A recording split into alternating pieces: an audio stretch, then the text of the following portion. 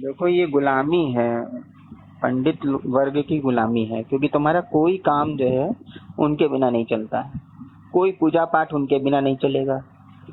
जरूर तुम दक्षिणा दोगे, जरूर तुम उनको बुलाओगे, यही गुलामी है, किसी आदमी की गुलामी है। धर्म की गुलामी तो बात की बात है, बहुत दूर की बात है, लेकिन तुम्हारी जो गुलामी है आदमी के प्रति गुलामी है।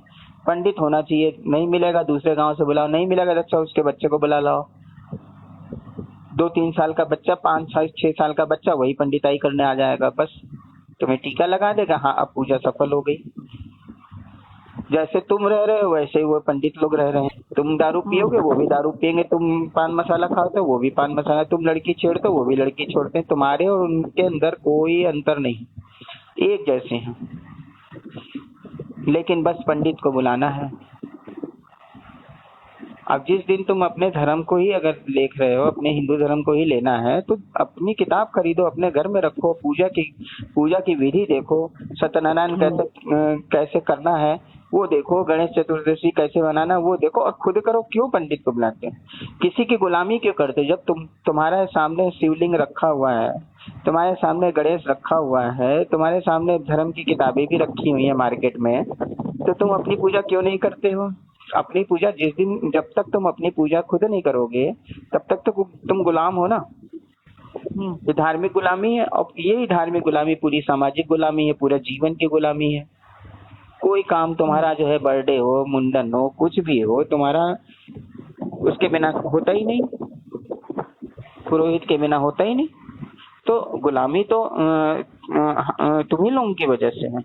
गुलाम बनना चाहते हो, वो तो गुलाम कोई भी आदमी होगा वो गुलाम तो बनाना ही चाहेगा, हर एक को चाहेगा। क्यों चाहेगा? क्योंकि उसके अंदर से जो लोग उसके नौकर जैसे बन के रह रहे हैं तो वो छूट जाए। कभी आदमी नहीं, जो अत्याचार कर रहा है वो अत्याचार नहीं छोड़ सकता है कभी भी।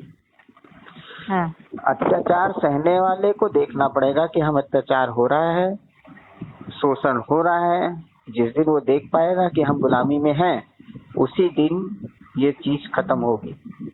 क्योंकि कोई भी व्यक्ति नहीं चाहेगा कि हम गुलाम को छोड़ दें, गुलाम को छोड़ दें। मतलब इतना भी मतलब 60-70 साल में आदमी नहीं सीख पाता है कि अपनी पूजा खुद कर लो।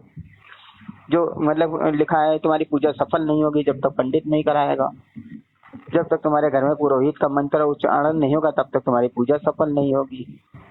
कोई भी आदमी अपनी तरफ से हवन करे, खुद करे। अगर तुम्हें हिंदू धर्म में ही रहना है, मतलब कर्म कांड में ही रहना है, तो क्यों तुम दूसरे की वजह से दूसरे की गुलामी कर रहे हो? अरे मैंने देखे हैं, करीब 20 साल पुरानी बात है, सिस्टर की शादी हुई, मतलब तिलक था। अब पंडित के लिए हम लोग 11 बजे के टाइम बैठे, पंडित नहीं आया। 2 बजे पंडित आया, और पंडित कौन आया? उसने अपना लड़का भेज दिया था 11-12 साल का। हाँ, अब वो आया, एक मंत्र पढ़ा और कह रहा है इनको पान खिला दो, और हमसे कह रहा है कि इनको पान खिला दो, और उनसे कह रहा है इनको पान खिला दो, और दोनों लोग गले मिल लो, और जो भी सामान देना हो दे दो, तिलक हो गया। हाँ, एक मंत्र पढ़ा था। तो जब उसको मतलब अब हम लोग की ही गुलामी है ना, यही गुलामी है। एक बच्चा 11 साल का हम लोग का की वजह से पूरा, ये सच्चाई घटना है, 20 साल पुरानी, 20-22 साल पुरानी। तिलक था सिस्टर का बरेली में, और मैं बता रहा हूँ कि मुश्किल से उसने 2 या 2.5 मिनट लिया होगा, पूरा तिलक खत्म कर दिया, क्योंकि इसको कुछ आता नहीं था। देखा है अपने बाप का किया हुआ कि तिलक लगाएंगे, तिलक में अंगूठे से अब इनको तिलक लगाइए, और उसके बाद पान खिलाइए, मिठाई खिलाइए, और जो कुछ देना हो उनको दे दीजिए, बस खत्म। बस इतने के लिए हम लोग गुलामों की तरह 200-300 लोग बैठे हैं। तो ये आखिर तिलक का मतलब क्या है? बस हमने तुमको एक्सेप्ट किया तो हमने तुमको तिलक लगाया। जो मंत्र वो पढ़ के तुम तिलक लगवा रहा है, वही मंत्र तुम पढ़ सकते, किताब में लिखा हुआ है। तिलक का संस्कार कैसे करना है, इसकी किताब आती, किताब लो, खत्म करो बवाल। लेकिन गुलामी है। तो ये कर्म कांड की गुलामी है, क्योंकि उन्होंने लिख रखा है कि जब तुम्हारी पूजा ही नहीं सफल होगी, तब भी इतनी छोटी सी चीज नहीं समझ में आ रही है कि किसी आदमी की गुलामी हम लोग कर रहे हैं। किताब की तो तुम अपने शास्त्र की गुलामी तो करते ही हो। सब कुछ तुम्हारे सामने, भगवान भी तुम्हारे सामने, तुम्हारे घर में स्थापना भी है, सब कुछ है, तुम्हारे घर में ठाकुर भी है, सब कुछ तो तुमने अपने घर में बैठा रखा है, जीवित बैठा रखा, प्राण प्रतिष्ठा करवा रखी है, लेकिन उसकी पूजा बाहर वाला आदमी करेगा, तुम कुछ नहीं करोगे।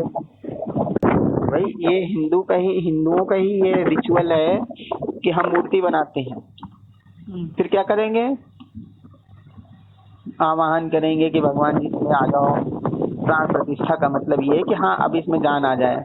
जब जान आ जाएगी फिर क्या होगा, हम उसको नहलाएंगे, धुलाएंगे, तिलक लगाएंगे, कपड़ा पहनाएंगे, उसको ठीक ठाक तैयार करेंगे, उसकी सेवा करेंगे, उसका हाथ पैर दबाएंगे, मूर्ति का भी हाथ पैर दबाएंगे। फिर क्या होगा, फिर उसको प्यार करेंगे। उसके बाद जो भी हमने खाना बनाया है उसको खाना देंगे, फल देंगे, दही देंगे, दूध देंगे, खाना जो बनाया है वो दे देंगे, पान दे देंगे, मसाला दे देंगे, सब कुछ उसको चढ़ा देंगे।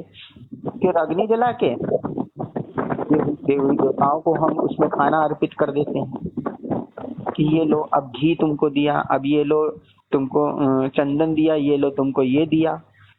केवल यही है, लेकिन इसको संस्कृत में बोलेंगे। वो कहेंगे चावल हम तुमको भगवान दे रहे हैं, ये रहा हिंदी में। पंडित आके कहेगा ये समर्प्यानी, वो समर्प्यानी, वो समर्प्यानी, पता नहीं कौन कौन सी भाषा में बोलेगा जिसको कुछ समझ ना पावे, उसका अर्थ वही रहेगा। भाई पूजा का मतलब क्या है, पूजा का मतलब किसी को हम खुश कर रहे हैं, हम भक्ति कर रहे हैं। कोई मेहमान आया है तो क्या करते, मेहमान आया है उसका हाथ पांव धुलाएंगे, तौलिया लेके कोई आदमी खड़ा हो जाएगा बगल में, फिर साबुन नया रख देंगे, पानी भर के रख देंगे, फिर वो हाथ पैर धुल लेगा, बैठाल देंगे, फिर चाय पिलाएंगे, खाना खिलाएंगे, बातचीत करेंगे, चलो पुच्चो करेंगे, उसकी आओ भगत करेंगे, फिर कायदे से उसको ले जाएंगे, खाना खिलाएंगे, बिस्तरा साफ करेंगे, फिर सुला देंगे। यही भगवान के साथ होता है, मूर्ति के साथ होता है। मूर्ति के साथ भी तो हम यही कर रहे हैं, यही पूजा है, यही कर्मकांड करता है। लेकिन इसी कर्मकांड की भी गुलामी है कि इतना भी कर्मकांड नहीं कर पाता है आदमी। एक पुरोहित को बुलाता है, एक पंडित को बुलाता है, और ये गुलामी भगवान के ना हो के एक आदमी की हो जाती है जो तुम्हारे जैसा है, तुमसे एकदम अलग नहीं है। तुम जैसे क्राइम में हो वैसे ही वो क्राइम में है, तुम जैसे नरक में जी रहे हो वैसे वो नरक में जी रहा है। नहीं होगा तो नहीं अवेलेबल होगा तो अपने बच्चे को भेज देगा जिसको कुछ आता जाता नहीं है। 2 का पहाड़ा ना पढ़ पाए, 5 का पहाड़ा ना पढ़ पाए, वो भी चला आएगा संस्कृत बोर्ड में तुम्हारे घर। तो ये देखना है कि देखो कितना और यही मतलब छोटा छोटा आदमी भी नहीं देख पाता, 70-80 साल वाला भी आदमी वहीं पे 80 साल बिता दिए तब भी अकल नहीं आ रही है कि हम गुलामी किसकी कर रहे हैं, आदमी की कर रहे हैं, पुरोहित की कर रहे हैं, न कि हम अपने भगवान और अपने शास्त्र की कर रहे हैं। शास्त्र की तो गुलामी हो ही रही है, भगवान की भी गुलामी हो रही, वो अलग है। उससे बेकार गई गुजरी बात तो ये है कि हम किसी आदमी की गुलामी कर रहे हैं, किसी आदमी की प्रतीक्षा कर रहे हैं। वो नहीं आया है अभी तक, अब पूजा कैसे होगी? अब वो आ गया है, अब वो पूजा करेगा। हम चाह रहे हैं थोड़ा सा कोल्ड ड्रिंक पी लाएं, तो हम अपने गेस्टों को देखने लगते हैं। वो कर रहा है तुम्हारे लिए पूजा बैठ के, इतना भी अकल नहीं आ रही है कि तुम्हारी पूजा कोई और कर रहा है। तो ये क्या करोगे? नहीं, ये यही मैं कह रहा हूँ कि यही व्यक्ति को देखना है कि जो आसपास चल रहा है कितना पाखंड चल रहा है। कोई हिंदू धर्म में ही यही पाखंड नहीं है, यही मुस्लिम में भी ऐसे ही पाखंड है, ईसाइयों में भी ऐसे ही पाखंड है। सारे पुरोहित हम लोगों को गुलाम बना के रखे हुए, हर धर्म संप्रदाय की गुलामी पुरोहितों की वजह से। पुरोहित चाहते हैं कि हम सबको गुलाम बना के रखे और हम लोग गुलाम बनने को तैयार भी हैं। इसीलिए हम लोगों की चेतना का कोई उठान ही नहीं हो रहा है। जब हम गुलाम बने रहेंगे, कुछ सोचने समझने की क्षमता नहीं होगी, तो कैसे हम अपने आप को वो सही कर सकते? तो धर्म का मतलब ये नहीं है कि गुलामी करो, जो लिखा है उसी को करो। धर्म का मतलब है आंख खोलो, जो तुम्हें समझ में आया उसको देखो, समझो, आसपास क्या चल रहा है वो समझो, जागरूक करो। यही ध्यान, यही पूजा है तुम्हारे, यही तुम्हारा धर्म है। मनुष्य पैदा हुए हो तो गधे की तरह मत जियो, कोई हाके ना तुमको। मनुष्य पैदा हुए, मनुष्य बनो। ठीक है माँ जी, अब